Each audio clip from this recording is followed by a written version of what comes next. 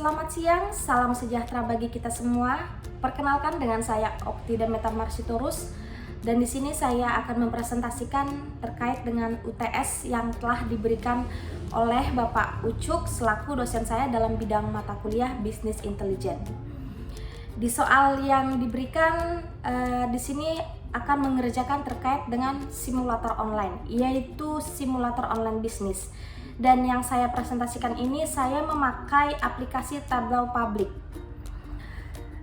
Sebelum itu saya akan menjelaskan terkait dalam Tableau Public dalam simulator online bisnis. Definisinya ialah ini adalah sebuah perangkat lunak Tableau yang digunakan untuk visualisasi data interaktif. Dan Tableau Public ini ialah versi gratis. Ini memungkinkan pengguna untuk membuat, mempublikasikan, dan berbagi dashboard secara online. Tableau Public dirancang untuk digunakan oleh individu dan organisasi yang ingin memanfaatkan visualisasi data dan tanpa memerlukan lisensi yang komersial. Kemudian saya akan menjelaskan terkait dengan fitur utama Tableau Public.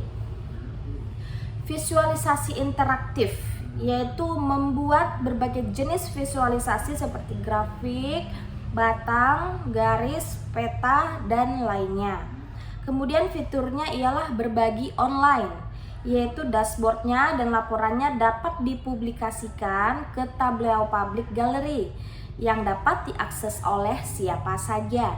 Kemudian yang ketiga ialah konektivitas data, yang itu mengimpor data dari berbagai sumber seperti file Excel, Google Sheets, dan lainnya. Kemudian yang terakhir ialah user friendly, yaitu antarmuka yang intuitif dan mudah digunakan, cocok untuk pengguna dari berbagai tingkat keahlian. Kemudian saya akan menjelaskan terkait dengan keuntungan menggunakan Tableau Public dalam bisnis. Keuntungannya itu salah satunya ialah biaya yang efektif.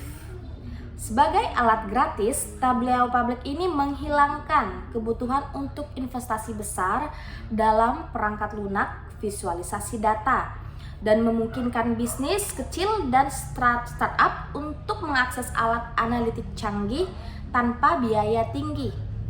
Kemudian yang kedua ialah kemudahan penggunaan. Antarmuka pengguna yang intuitif dan drag and drop memungkinkan siapa saja, bahkan yang tidak memiliki latar belakang teknis, untuk membuat visualisasi data yang kompleks. Kemudian yang ketiga ialah berbagi dan kolaborasi, yaitu laporan dan dashboard dapat dengan mudah dilakukan untuk lebih memahami data mereka. Kemudian diidentifikasi tren, pola, dan anomali yang mungkin tidak terlihat dalam format tabel data mentah. Kemudian yang kelima ialah aksesibilitas. Karena dashboard disimpan di cloud, suatu penyimpanan ya di dalam cloud, mereka dapat diakses dari mana saja dengan koneksi internet dan memudahkan pekerjaan remote dan kolaborasi antar lokasi. Kemudian yang terakhir ialah pengambilan keputusan yang lebih baik, yaitu visualisasi data yang kuat mendukung pengambilan keputusan yang lebih cepat dan lebih baik dengan menyediakan wawasan yang jelas dan dapat ditindaklanjuti. Kemudian saya di sini akan menjelaskan terkait dengan contoh penggunaan Tableau Public di dalam bisnis. Yang pertama itu saya akan menerangkan web analytics, yaitu analisis data pengunjung situs web untuk memahami perilaku pengguna, yaitu halaman yang paling banyak dikunjungi dan sumber lalu lintasnya. Kemudian yang kedua di dalam marketing analisisnya, yaitu pengertiannya evaluasi kinerja kampanye pemasaran dengan mengukur metrik seperti biaya per klik, return on investment, ROI dalam kurung singkatannya, dan tingkat konversi. Kemudian yang ketiga ialah penjualan produk. Visualisasi data ini dalam penjualan produk itu untuk melacak kinerja produk, wilayah penjualan terbaik, dan tren penjualan musiman. Lalu saya akan memberikan data dummy untuk simulasi penjualan produknya yang saya kerjakan di sini. Yang dalam data dummy-nya saya memakai penjualan produk ya, yang saya simulasikan di dalam Tableau Public. Di sini saya akan menguraikannya, yaitu mulai dari tanggal 1 bulan 1 2024. Kemudian produknya produk A, kemudian kategorinya di dalam elektronik, kemudian yang terjual itu ada 10, harga per unitnya itu 50, kemudian total pendapatannya itu menjadi 500. Dan selanjutnya di tanggal-tanggal selanjutnya itu di tanggal 2-nya produk pakaian, yaitu yang terjual itu ada 5, kemudian harga per unitnya itu 100 dan total pendapatannya itu menjadi 1000. Selanjutnya di tanggal 3-nya produk elektronik, yaitu jumlah yang terjual itu ialah 20, kemudian harga per unitnya itu 50 dan total pendapatannya ialah menjadi 1000. Kemudian di tanggal 4 dengan produk rumah tangga, yaitu jumlah yang terjual 7 dan harga per unitnya itu 150, kemudian total pendapatannya menjadi 1.050.000. Kemudian yang terakhir ialah produk pakaian, itu yang terjual ialah 15 unit, 15 pieces, kemudian harga per unitnya itu 100 dan total pendapatannya menjadi 1.500.000. Jadi cara memvisualisasi data yang akan saya jelaskan di sini dalam penjualan produk di Tableau Public itu ialah yang pertama mengimpor data, yaitu caranya dengan membuka Tableau Public dan impor data penjualan dari file Excel atau CSV, kemudian dibuatkan visualisasinya, yaitu total pendapatan per produknya, yaitu membuat grafik batang dengan produk di sumbu dan total pendapatannya. Kemudian jumlah yang terjual itu tadi yang saya jelaskan, yaitu dengan kategorinya sebagai dimensi antara jumlah terjual dari berbagai ukuran. Kemudian pendapatan bulanannya berapa, bisa dibuatkan grafik garis seperti tanggal sebagai dimensi waktu dan total pendapatan sebagai ukurannya. Kemudian dibuatkan dashboardnya, yaitu mengatur berbagai visualisasi di kanvas dashboard untuk memberikan gambaran lengkap tentang penjualan produknya.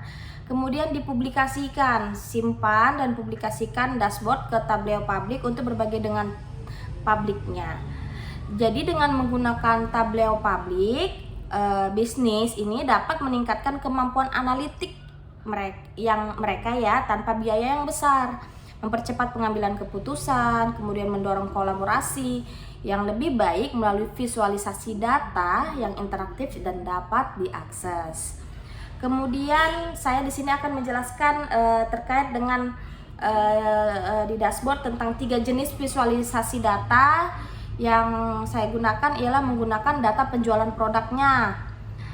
Seperti yang saya jelaskan tadi, 1 grafik batang, grafik batangnya, kemudian hasil visualisasinya saya akan menjelaskan, kemudian analisis yang dihasilkannya. Seperti yang pertama di dalam grafik batang itu nanti saya akan menguraikannya. Kemudian dari hasil visualisasinya ialah grafik batang menunjukkan total pendapatan untuk setiap produk. Misalnya produk A yaitu elektronik ya, memiliki total pendapatan sebesar 1.500.000, kemudian produk pakaian itu 2.000 dan produk elektronik itu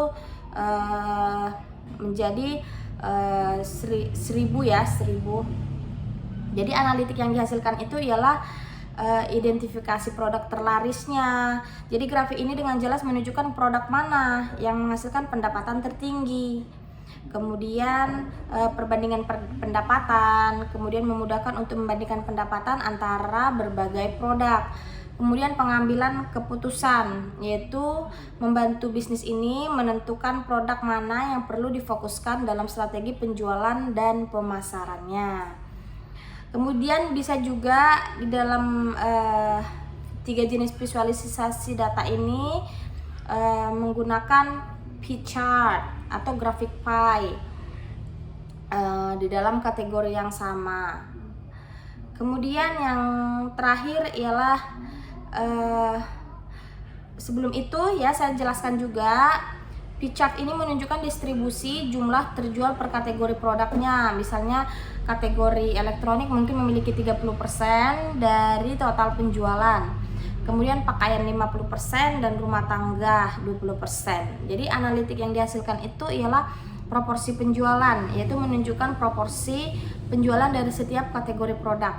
Kemudian fokus strateginya yaitu membantu dalam menentukan kategori produk yang paling laris ya, dan memerlukan perhatian lebih dalam strategi pemasarannya. Kemudian alokasi sumber daya, yaitu informasi ini juga dapat digunakan untuk mengalokasikan sumber daya secara lebih efektif ke kategori yang lebih menguntungkan.